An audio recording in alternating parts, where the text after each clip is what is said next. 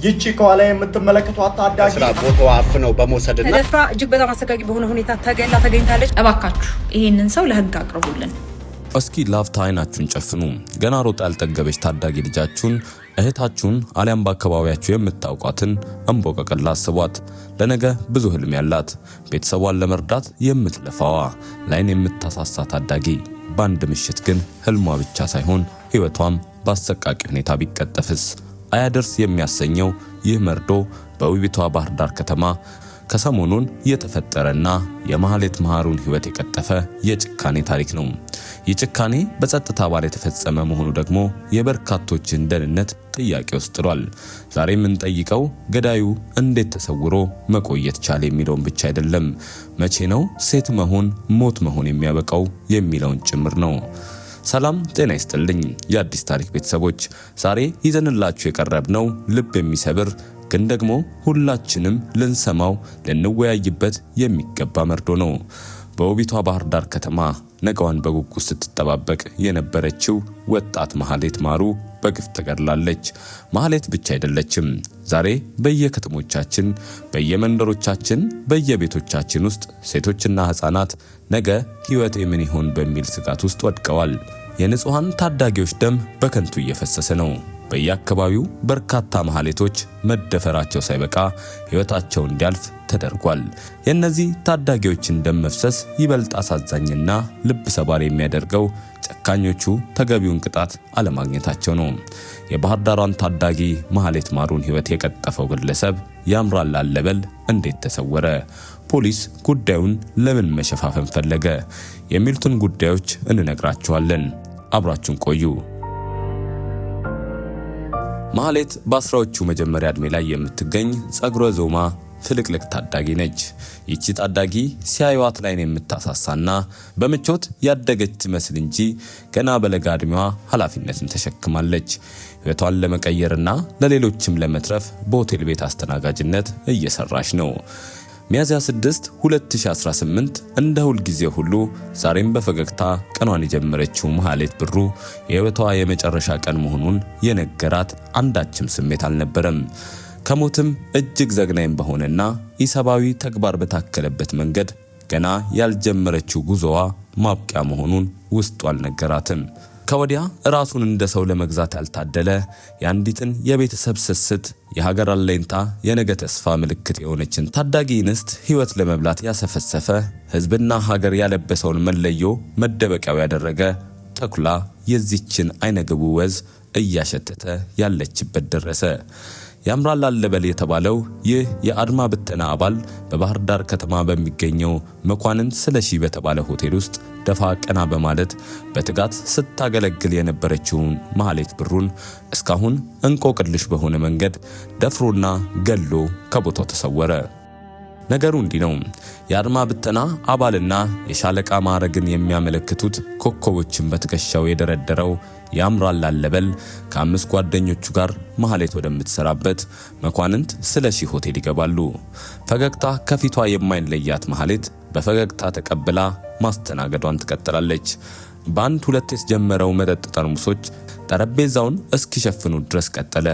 አሁን ስድስቱም ጓደኛሞች ሲገቡ ከነበራቸው መልክ ጋር የሚመሳሰል ገጽታ የላቸውም። ማህሌትን የሚያዩበት መንገድ እንደ መጀመሪያው አይደለም። በተደጋጋሚ ይጠሯታል፣ ይጎነትሏታል። ሻለቃው ያምራል አለበል አይኑን ከማህሌት ላይ መንቀል አልቻለም። ማህሌት ይህንን አስፈሪ እይታውን ለመሸሽ ብትሞክርም በተደጋጋሚ እየጠራ ሊያናግራት ይሞክራል። ወሬው ያልጣማት ማህሌት አብዝታ ለመነጋገር ፍላጎት አልነበራትም። በመጨረሻም ታዳጊዋ ማህሌት ልትሰማው የከበዳት ጥያቄ ከያምራል ቀረበ። አብረሽኝ ደሪ። ለዚች ገና ሰውነቷ ላልጠና አቅመ ሔዋንነትን ትርጉሙን ለመረዳት ላልበቃች ተስፈኛ እንስት የቀረበ ጥያቄ ነው። ማህሌት እምቢቷን ያለማመንታት ገለጸች። አሁንም ተስፋ ያልቆረጠው ያምራል በተደጋጋሚ አብረሽኝ ደሪ የሚል ጥያቄውን ማቅረብ ይቀጥላል። ማህሌት በእምቢቷ ጸንታለች። አሁን በፍቃደኝነት የፈለገውን ማግኘት እንደማይችል ያምራል ተረድቷል። ለእርሱ የፈለገውን አለማግኘቱ ብቻ ሳይሆን እምቢ መባሉ ክብሩ እንደተነካ እንዲሰማው አድርጎታል። የፍቅር የሚመስለው እይታው ወደ በቀል እይታ ተቀይሯል። ቀጣዩ እርምጃ ማህሌትን እርሱ ወደሚፈልግበት ቦታ አፍኖ መውሰድ እንደሆነ አመነ። ለጓደኞቹም እቅዱን ተናግሮ ማንም ሰው ለማስጣል ቢሞክር እርምጃ እንዲወስዱ ትዕዛዝ ሰጠ። አንዳቸውም ነገሩን አልተቃወሙም። አንዳቸውም ቀጥሎ የሚካሄደው ወንጀል በልጃቸው ወይም በእህታቸው ሊደረግ የሚችል እንደሆነና ለዚህም ዋነኛ ተባባሪዎቹ ራሳቸው መሆናቸውን የሚያስቡበት ህሊና አልነበራቸውም። ያምራልና ጓደኞቹ ከወዲያ አንዳች ጠላት ሊተናነቃቸው ወደ እነሱ ሲገሰግስ ያዩ ይመስል ከተቀመጡበት ተስፈንጥረው ተነሱ። በዙሪያቸው የተቀመጡ ሰዎች ድንገት ድንጋጤ ውስጥ ገቡ። እና ያምራል በቀጥታ ያመሩት ግን ወደ ትንሿ አንስት ማህሌት ነበር። ሁሉም ምን እየተፈጠረ እንደሆነ ለማየት ወደ ቦታው አይኑን ጣለ። ያምራልና ጓደኞቹ ማህሌትን አንጠልጥለው ይዘው ለመውጣት ትግላቸውን ጀመሩ። የማህሌት ያድኑኝ ጩኸት ግን አንዳቸውም እንዲረዷት ማድረግ አልቻለም። ሁሉም በፍርሃትና በድንጋጤ ተውጦ የሚሆነውን ከመመልከት በስተቀር አንዳች ነገር ማድረግ የቻለ አልነበረም። ማህሌት በለጋ ሰውነቷ እየታገለች ድረሱልኝ እርዱኝ እያለች አፍነው ወሰዷት። ከቦታው እየራቀ ያለው ድምጿ መዳረሻው በአካባቢው በሚገኘው ሌላኛው ሆቴል ብሉ ናይል ሆነ። ወደ ብሉ ናይል ሆቴል አፍነው አስገቧት። ጓደኞቹን ጠባቂ አድርጎ ያምራል ማህሌትን ማሰቃየት ይጀምራል። ይህ ፊልም የሚመስል አሰቃቂ ታሪክ በባህር ዳር ከተማ ሲከናወን አንድም የጸጥታ አካል ወደ ቦታው አልደረሰም። ወንጀሉ የተፈጸመው ማህሌት በስራ ላይ ባለችበት ወቅት በሆቴል ውስጥ ነው የሚለው መረጃ ከቦታው የተሰማ ቢሆንም ሰው ባለበት ቦታ እንዴት ወንጀሉን ሊፈጽም ቻለ? ወንጀሉ ሲፈጸም በቦታው የነበሩት ሰዎችስ ለምን ሊከላከሉላት አልቻሉም? ለምንስ ዝምታ መረጡ?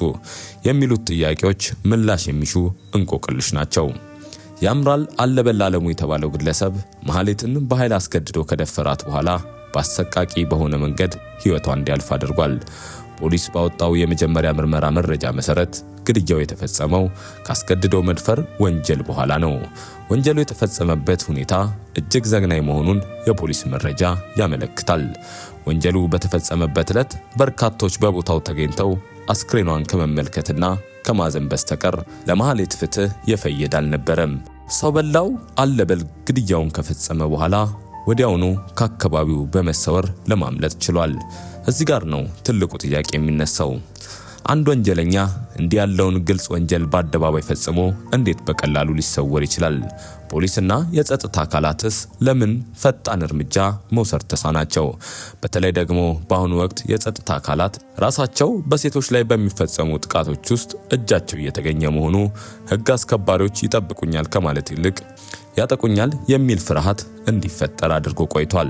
የአማራ ክልል ፖሊስ ወንጀሉ ከተፈጸመ በኋላ ምርመራውን መጀመሩን አስታውቋል። ተጠርጣሪው ያምራል አለበላለሙ በከባድ የሰው መግደል ወንጀል እንደሚፈለግ በይፋ በመግለጽ አሰሳውን ቀጥለዋል። የክልሉ ፖሊስም የሰውን ሕይወት አጥፍቶ የተሰወረውን ግለሰብ ፎቶግራፍ ጭምር በማህበራዊ ሚዲያ ሲያፈላልግ ቆይቷል። ሆኖም በዛሬው ዕለት የአማራ ክልል ፖሊስ ዋና ጠቅላይ መምሪያ በሰው ሕይወት ማጥፋት ወንጀል ተጠርጥሮ ተሰውሮ የነበረው ያምራል አለበላለሙ በቁጥጥር ስር መዋሉን አሳውቋል። ያምራል አለበላለሙ ወንጀሉን ፈጽሞ ከአካባቢው ቢሰወርም በብሔራዊ መረጃ ደህንነት አገልግሎት እንዲሁም በክልሉ የጸጥታ ኃይሎች በተደረገ የተቀናጀ ስራ ሚያዝያ 13 ቀን 2018 ዓ.ም በቁጥጥር ስር ሊውል መቻሉን ይፋ አድርጓል። የማህሌት ማሩ ደም ፍትህን ይፈልጋል። እንደ ያምራል አለበል አይነት ወንጀለኞች ቅጣት እስካላገኙ ድረስ የባህር ዳር ከተማም ሆነች መላው ኢትዮጵያ ለሴቶች አስተማማኝ አይደሉም። ያንዳንዱ ዜጋ መሰል ወንጀለኞችን ለሕግ አሳልፎ ለመስጠት የራሱን ድርሻ መወጣት አለበት። ፖሊስም ከቃላት ባለፈ በተግባር ወንጀለኞችን ይዞ ለሕዝብ ግልጽ በሆነ መንገድ ሊቀጣ ይገባል። የሴቶች ጥቃት እንደ ተራ ወንጀል ሳይሆን የሀገርን አለኝታ መቅጠፍ፣ የቤተሰብን ተስፋ ማጨለም፣ ትውልድን መግደል ተደርጎ መታየት አለበት። ይህ ለጉዳዩ ክብደት፣ ለወንጀሉ ፍትህ፣ ለታዳጊዎች እፎይታን የሚሰጥበት መንገድ ካልተደረገ በስተቀር እንደ ማህሌት ሁሉ ሌሎችም በአደባባይ መሰል ወንጀል እንደማይፈጸምባቸው ማስተማመኛ ማግኘት አይቻልም። ተመልካቾቻችን እናንተስ በዚህ ጉዳይ ላይ ምን ትላላችሁ? በሀገራችን እየተበራከተ የመጣው የሴቶች ጥቃት እንዲቆም ምን መደረግ አለበት? ያምራል ላለበልን የመሰሉ ወንጀለኞች ተደብቀው እንዳይኖሩ ምን ማድረግ እንችላለን? ሐሳባችሁን በኮሜንት ላይ አስፍሩልን። ለማህሌት ማሩ ፍትህን እንመኛለን። ለቤተሰቦቿም መጽናናትን ይስጥልን። ይህ ቪዲዮ ለብዙዎች እንዲደርስና ድምጽ እንዲሆን ላይክ እና ሼር ማድረጋችሁን አትርሱ። በሌላ ዝግጅት እስክንገናኝ ሰላም ሁኑ።